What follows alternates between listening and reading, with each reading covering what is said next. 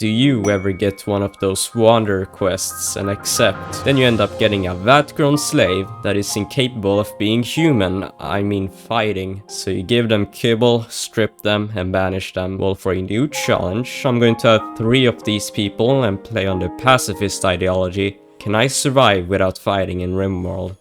We start off by building our home. It will be a pokeball this time around. The forest was quiet, while early building was very peaceful. Just 3 friends setting up a base. As the fresh winds of spring soothed our bodies, we realized this is going to be fun. But without fighting, we must use the only tool we all love, animals. There are very useful war animals I can tame, but this nightling has really caught my interest. Anyways, for now, this room will become our cold-hearted freezer to store the organs of our enemies.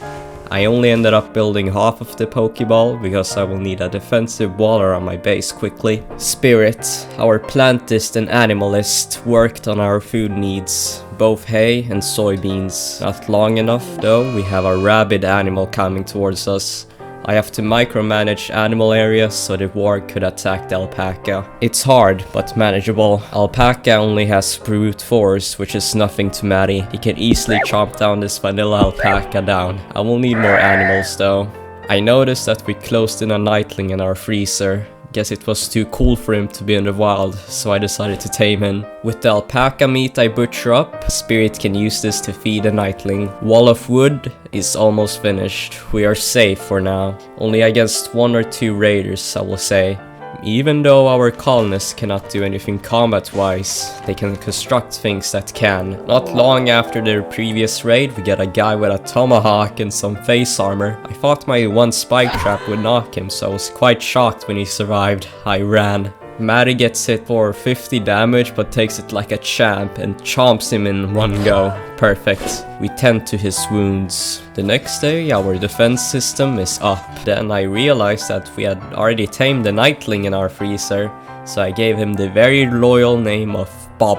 I just found out that animals have special abilities. This one can shoot quills, so I'll have to try it against a paw instead of a wall. With defenses up, I established the blueprints for the other half of the Pokeball, leaving a nice open center for freezers and power. Getting the honor quest is always good, so I accept with Fate, who doesn't do much skilled labor. Of course, there is always some animal that rushes towards you, it just dies. We complete the quest and acquire the shuttle for Psycasters. We ended up getting an ability to stabilize wounded pawns. Afterwards, we get a garland sprout above the ground outside the base.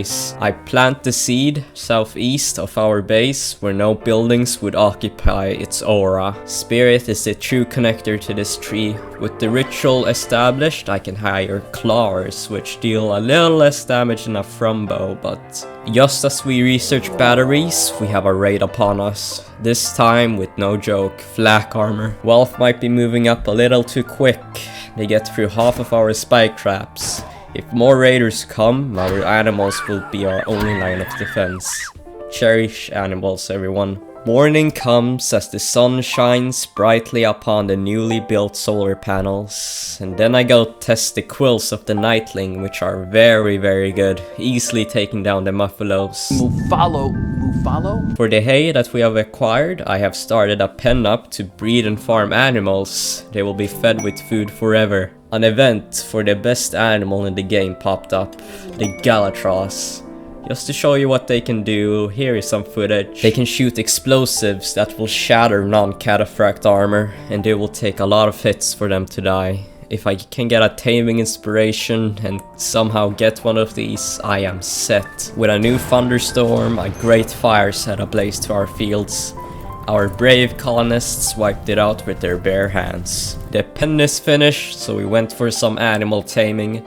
Muffalos are very cozy as they bring milk for cookies and wool for clothing. Hay flooring will prevent animal filth from developing upon the tiles. Not long after, we get another raid for ferals. They have very good chest armor this time around, but nothing for their poor legs, which will be their demise. Ready with our claws, we wait patiently for nothing. Just as a spike trap was built, it accidentally killed a prisoner.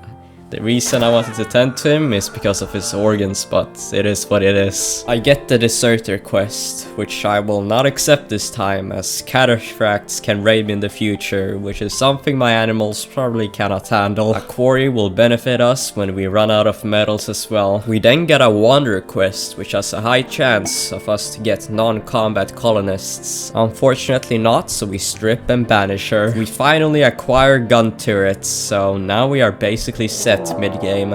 Or of course we get a raid before they are constructed. With no traps, the animals are our only line of defense. We tear them easily apart with the claws. They are not to be joked around with. We strip them and go harvest their organs. It wouldn't be Rimworld without the war crimes. Oops, I must have left the harvested kidney in him because it popped out when he died. Turrets in construction finally. Now I am safe for a while unless I get drop pod raids. Then my animals will be my only line of defense. Life is nice and relaxing inside our walls, and exotic goods traders are even better. Unfortunately, we get an invincible lion that has decided to attack the caravan. Wow, it bit off her entire leg. Unfortunately, if there were more of them, then maybe they could have taken on this caravan, but guns are way too good. With new barbed wires, it will further slow down enemies. The turret should do as much damage before the animals defend. Next up, I will construct a prison cell where they mine forever, providing me with my need for components and war crimes. I connected to the freezer for easy nutrient paste meals, of course. Speaking of prisoners and slaves, what do we have here? Instead of buying slaves, I decided to go buy animals. I had my eyes set on a wonderful thunder beast. He can shoot lightning, which would be very good against mechanoids and very large groups of people. We work more on the prison cell as it is steadily constructed, until we get another raid. Laystrat actually survived that, but how will my champions deal with you?